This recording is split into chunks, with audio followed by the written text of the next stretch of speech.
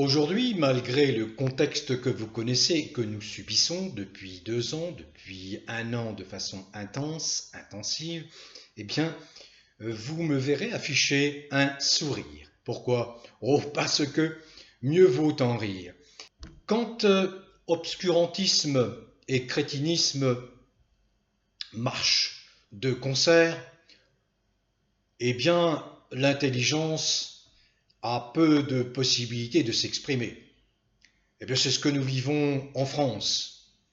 Ça me fait penser à l'Inquisition, aux dogmes religieux des catholiques au Moyen Âge, qui n'entendaient pas céder un pouce de terrain à l'ouverture d'esprit, à l'apparition de la lumière, surtout la lumière scientifique. L'Inquisition, qui décrétait hérétique, qui osait s'opposer aux dogmes, au discours officiel. Voilà, le parallèle il est fait avec ce que nous vivons aujourd'hui, avec ce qui n'est même pas une idéologie, ce qui est une crétinerie ambiante, c'est-à-dire le macronisme. Au fil de ma quête d'informations, au fil de mes analyses, de mes recherches, de mes réflexions, on peut effectivement affirmer ceci. On peut faire des parallèles, mais qui ont des limites. Par exemple, les parallèles que je fais couramment avec l'occupation allemande, l'occupation nazie pendant la Seconde Guerre mondiale. Mais là, il y avait un contexte international bien particulier, un conflit mondial. Là, je crois que c'est plutôt une affaire franco-française, hein. C'est-à-dire que la France, sans y prendre garde, a laissé avancer un psychopathe qui a été décrit par un éminent professeur de psychiatrie qui s'appelle M. Segatori, qui nous avait bien mis en garde dès la fin 2016, début 2017, en disant attention, vous allez élire un monsieur qui est inquiétant, parce qu'il a un profil psychiatrique dont les traits principaux sont la psychopathie, la sociopathie, le narcissisme pervers. Alors vraiment, c'est le désordre complet. Donc, vous savez, au Moyen Âge, si je veux un peu réveiller ou rappeler quelques souvenirs à ceux qui aiment l'histoire, voyez, au Moyen Âge, on pensait, et c'était l'Église qui donnait le ton, l'Église disait que la Terre était au centre de l'univers. Et des savants, des astronomes, dont Nicolas Copernic, mais également un dénommé Giordano Bruno, ont avancé le contraire, la théorie de l'héliocentrisme, c'est-à-dire de dire que non, la Terre n'était pas le centre de l'univers, et que la Terre, en fait, appartenait à un système autour d'un astre qui s'appelle le Soleil. Alors le sort de Galilée, qui a voulu faire entendre cette vérité scientifique, a été un sort peu enviable, mais néanmoins, tout en subissant les foudres de l'Inquisition, il n'a pas subi le sort terrible de Giordano Bruno, qui lui a été brûlé vif. Brûlé vif.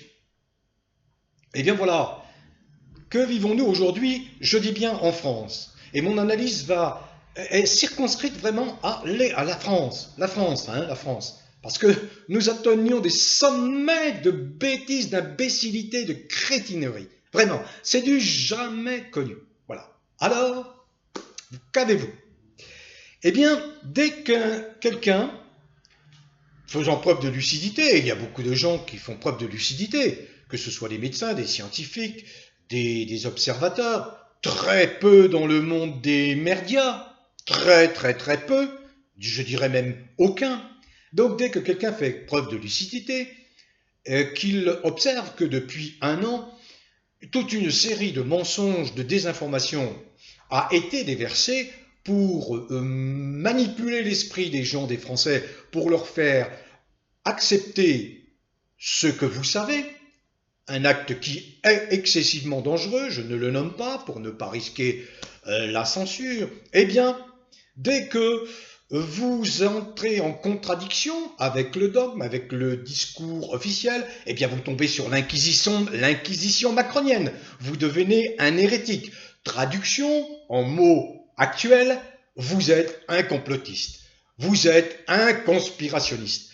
Quels crétins, quels imbéciles. Ah, je n'ai pas peur de déverser ces mots à l'endroit de ceux qui se prétendent des journalistes et qui ne sont que des foutriquets. Je vais vous dire quelque chose de très simple, que j'ai toujours, moi, essayé d'enseigner. Je n'ai pas été enseignant, mais enseigné à mes confrères, à toute personne qui voulait bien entendre mon conseil modeste. Avant de l'ouvrir, ceux qui servaient les médias, apprenez à connaître tous les sens des mots que vous employez. Apprenez à les connaître. Plutôt que de brandir en permanence la menace contre des soi-disant complotistes. Il n'y a pas de complotistes. Les seuls complotistes qui soient, c'est les macronistes, les macroniens, Macron le premier, tous ceux qui sont les complices de Macron. Vous êtes des complotistes, des conspirationnistes contre le peuple français et qu'il a bien compris à 85-90% qui n'attend qu'une chose, c'est de vous éjecter et de vous faire rendre des comptes le plus légalement possible avec un nouveau pouvoir qui sera en place et dont le souci principal sera de rendre justice à 60 millions de Français qui ont souffert, qui auront énormément souffert de la présence de ce fou psychopathe en France. Quand je vois que l'on ose menacer, brandir des articles du code pénal contre Francis Lalanne, parce qu'il a le cri du cœur de millions de Français exaspérés, qui n'en peuvent plus de cette situation. Il a le cri du cœur, il exprime ce que des millions de Français veulent, c'est-à-dire se débarrasser de Macron. Il avance, comme moi je l'ai fait, la procédure de la destitution. Il interpelle, ce faisant, les parlementaires qui sont bien timorés, qui sont lâches dans ce cas de figure, car ils auraient pu se saisir de cette procédure depuis belle lurette, comme le préconise François Asselineau, le président de l'UPR, car il y a énormément de chefs d'accusation graves qui mettent en lumière des manquements extrêmement graves de la part de Macron. On en a dénombré au moins 13. Au moins 13. C'est indigne d'un grand pays comme la France d'avoir à sa tête un homme qui n'a aucun respect pour ses concitoyens, qui les injurie à l'occasion, même le plus souvent, comme la dernière fois. On va les avoir, ces connards. Tweet-t-il ou envoie-t-il un SMS à Véran? Ces connards, c'est nous, voyez. Bon. Alors, c'est vrai que mon propos va être très bref. C'est simplement de vous dire, voilà, ne vous trompez pas. Nous sommes vraiment dans une situation totalement anormale, inédite, mais totalement anormale. Hein. On veut nous faire prendre des vessies pour des lanternes. Quand je vois que le Sénat avalise une loi qui abaisse la majorité sexuelle de 15 ans à 13 ans, n'est-ce pas la porte ouverte à l'impunité des excès d'un certain nombre de déviants, notamment les plus condamnables, c'est-à-dire les pédophiles, qui passent d'une qualification de crime à simple délit. Simple délit. Je ne veux pas m'étendre sur cette question. C'est comme, cette loi qui va contre les droits de l'enfant. On ne demande pas à l'enfant, on ne demande pas son avis à l'enfant lorsqu'on décide qu'il n'y aura plus de genre féminin, plus de genre masculin. Le genre est dépassé. Mais qu'est-ce que c'est que ces histoires-là? Qui, à part des déjantés comme Kinsey, qui ont mis du poison dans la tête d'un certain nombre d'individus et qui s'en servent pour servir leur sale dessein. Mais je ne veux pas me départir de mon sourire. Quand je vois que, paraît-il, un conseil scientifique qui est le conseil de guerre de Macron, qui Macron a tous les pouvoirs, on lui a confié les pleins pouvoirs, même si on n'a pas mis en action l'article 16 de la Constitution. Mais dans les faits, c'est exactement ça. On lui a donné les pleins pouvoirs. Donc, nous sommes officiellement en dictature. Alors, voilà que le conseil scientifique, qui n'est pas à un conseil imbécile près, indique que dans les métro, dans les bus, eh bien désormais il sera interdit de parler. Vous voyez, déjà caché derrière ce que vous savez, qui à mon avis ne sert absolument pas à mon avis, de l'avis des grands scientifiques, hein, ne sert rigoureusement à rien, bien au contraire, bien au contraire. Ah non, vous êtes interdit de parler. En plus du couvre-feu qui démarre à 18h, qui vous contraint, qui vous met dans un état d'abattement. Moi, je le comprends. Donc, je ne vais pas me départir du sourire parce que tout ça, ça va pas durer. Ça va pas durer encore quelques mois. Et vous allez voir que tout ça, ça va voler en éclats. Macron et toute cette Macronie complètement folle, hein, qui imprime des directions à notre pays qui n'ont absolument aucun sens, y compris les amis de Macron maintenant l'ont bien entendu, bien compris, qui ne rêvent que d'une chose, c'est de l'évacuer le plus vite possible. Hein. Il est bien identifié par ses propres amis. Donc voilà, mieux vaut en rire, hein, vous n'avez plus le droit de parler. Voilà, vous n'avez plus le droit de parler. Soit disant que vous allez projeter ce qu'on appelle un V qui se termine par us. Bon, peu importe. Ah, peu importe. Bon, je veux vous rassurer parce que les informations avancent, circulent. Je fais référence à des publications qui sont des publications de référence, par exemple, dans le monde scientifique et médical, qui apportent la preuve que, par exemple, il y a beaucoup de contestations sur la fiabilité des tests de PCR. Ça représente, les résultats faux atteignent 70-80%. Alors donc il y a quand même de quoi s'interroger. Si les plus grandes revues scientifiques osent maintenant publier des articles de fond et expliquent que ce que nous expliquons depuis un an et qui nous valent d'être censurés, et j'espère bien que YouTube va retrouver la raison. Je lance un appel à YouTube, retrouvez la raison, laissez la vérité passer, la vérité je dis par rapport à une vraie réalité, laissez passer la vérité, je vous en conjure, parce que vous perdez toute votre crédibilité YouTube. Donc voilà, des revues scientifiques apportent plus que de l'eau à notre moulin sur ce qui est une escroquerie planétaire et qui avait été planifiée à l'échelle de l'Europe depuis 2018 avec un programme qui devait qui couvre de 2018 à 2022. Donc tout était bien programmé. Donc voilà, il faut bien comprendre, il y a des dépôts de plaintes qui pleuvent.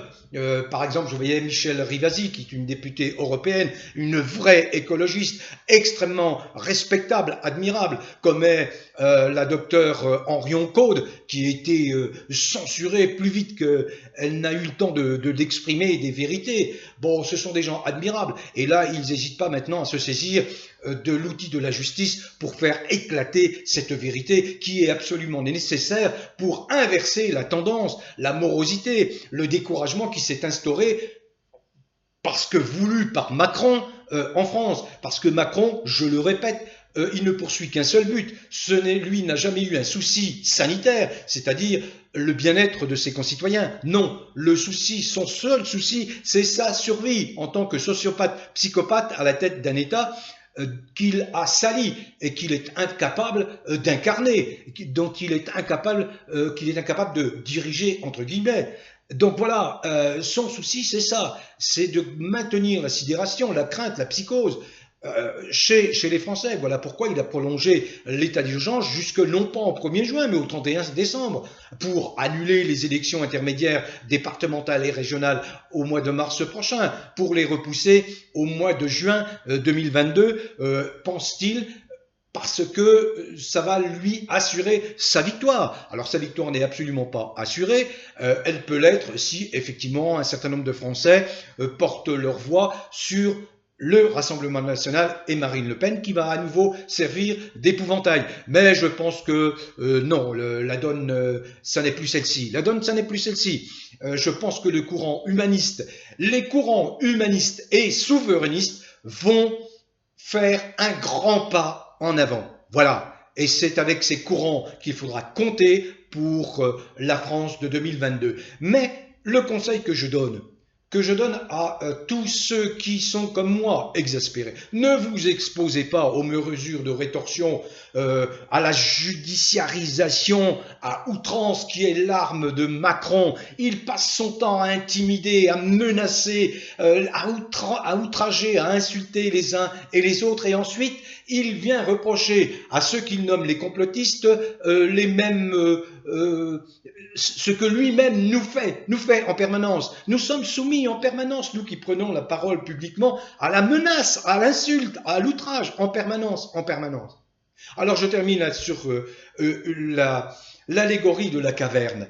L'allégorie de la caverne, je l'ai déjà utilisée 2 à 3 fois. Et puis, j'ai reçu un commentaire d'un de mes fidèles, je suppose, spectateurs qui visionnent mes vidéos, et qui m'a dit, vous devriez rappeler cela. Oui, c'est Platon qui a décrit la société, et ça correspond bien à ce que nous vivons en France, je dis bien en France, parce que nous vivons c'est vraiment un cas singulier, particulier dans le monde international, la France. L'allégorie de la caverne, c'est quoi? Ce sont des prisonniers que l'on a placés dans une caverne face à un mur. Et derrière, qui ne sont pas vus, il y a des gardiens qui agitent des marionnettes et qui sont des ombres portées sur la paroi. Et au bout d'un certain temps, ces prisonniers ne pensent absolument pas qu'il y a une autre vie que ces figures imaginaires, ces ombres portées devant cette paroi. Eh bien voilà, c'est ça, l'allégorie de la caverne de Platon. C'est-à-dire que parmi nous, il y a beaucoup de gens qui ont perdu la lucidité, la capacité cognitive, la capacité d'adaptation. C'est comme s'ils avaient éteint une moitié, même les 3/4 de leur intelligence innée, leur intelligence innée. Vous voyez, c'est cela. Eh bien, nous vivons ça, c'est l'allégorie de la caverne en France. C'est-à-dire que le déversement de mensonges, de désinformation par les médias, faire avaler depuis des décennies de la pub crétine, imbécile, abrutissante, des programmes les plus cons, les plus stupides, par des animateurs qui sont des animateurs d'une bêtise, mais confondante, voyez. Bon, eh bien ça, c'est un petit peu ça, c'est les gardiens, vous savez, qui agitent des marionnettes et qui projettent des ombres sur la paroi et qui impressionnent l'esprit des gens. Et les gens se sentent dépourvus de capacité d'analyse, de capacité critique, de capacité de discernement. Alors c'est tout cela que nous essayons de corriger, nous, ceux qui prenons la parole, ceux qui sont accusés de complotisme, ceux qui, au XVIe siècle, au Moyen-Âge, auraient été accusés par l'Inquisition d'hérétisme. Nous sommes les hérétiques. Alors les hérétiques, eh bien, ils essayent de montrer aux Français qu'il y a une autre vie que cette sale télé puante, que ces merdias nauséabonds. Voilà, ouvrez vos yeux, votre cœur ailleurs. La vie est ailleurs, la vie est vers la vraie France en côtoyant les vrais Français. Voilà. Bon vent à tous, quelles que soient vos origines. Je reviendrai là-dessus, je l'ai déjà dit. Quelles que soient vos origines, quelle que soit la couleur de votre peau, quelles que soient vos croyances religieuses ou spirituelles, quelles que soient vos convictions politiques, dès lors que vous êtes un humain à l'esprit ouvert et tolérant. Cultivez le bien-être, qui est gage de bonne santé. Où que vous soyez en France métropolitaine, en Navarre, dans les merveilleux pays, territoires et départements d'outre-mer et à l'étranger. Bon vent à tous.